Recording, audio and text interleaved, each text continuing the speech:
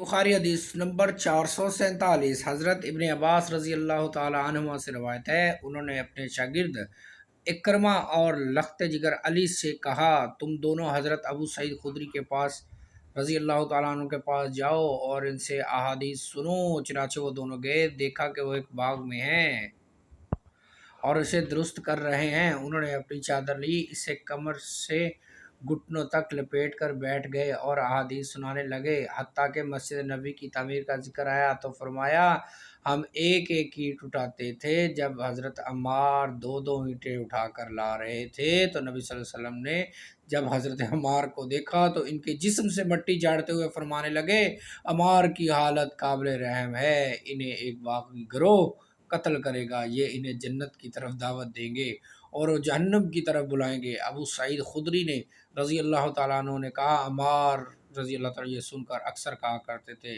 मैं फितनों से अल्लाह की पनाह मांगता हूँ। 447 447 हदीस नंबर 447 हदीस नंबर 447 सही बुखारी हदीस नंबर 447 हज़रत अम्मार इब्न यासर को शहादत की प्रिडिक्शन